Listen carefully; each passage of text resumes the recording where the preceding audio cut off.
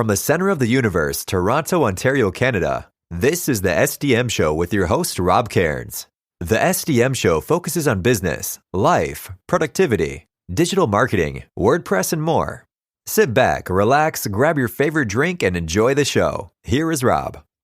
Hey everybody, Rob Cairns here. I'm the founder, CEO, and chief creator of Amazing Ideas at Stunning Digital Marketing. In this podcast, I need to go on a little bit of a discussion. It's about an article that Wordfence put out this past week, and frankly, I strongly disagree with how it was written and why it was written.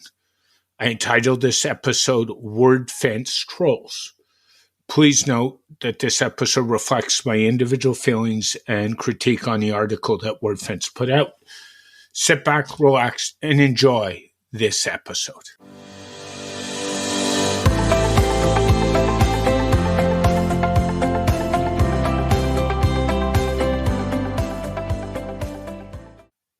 Hey everybody, Rob Cairns here. I'm the founder, CEO, and chief creator of Amazing Ideas at Stunning Digital Marketing. And today's podcast, I entitled it Wordfence Trolls. And the reason I really wanted to talk about an article that came out this past week where, frankly, Wordfence took on Godaddy, or tried to call Godaddy out. And I have really big issue with the way this article was done.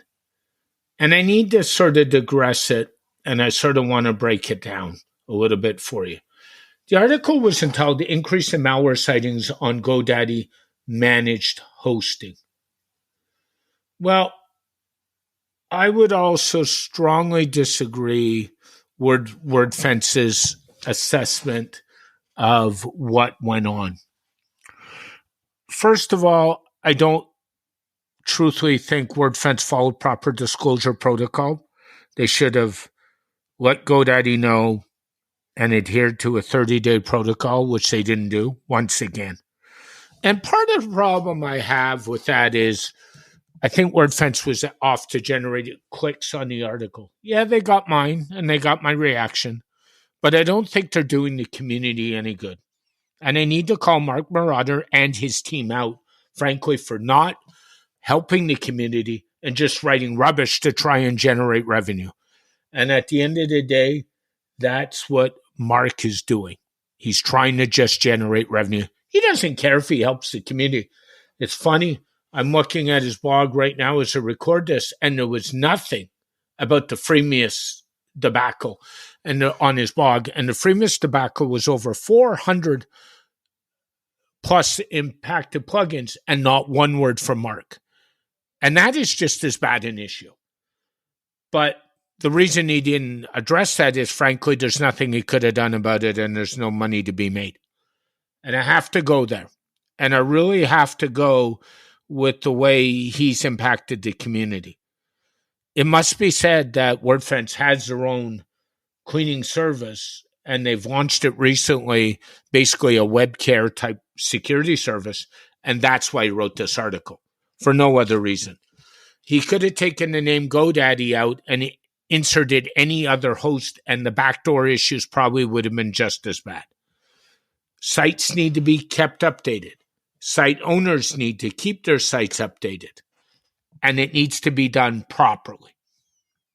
And frankly, at the end of the day, I'm actually appalled and absurd by somebody in the security space and a company who keeps conducting themselves this way.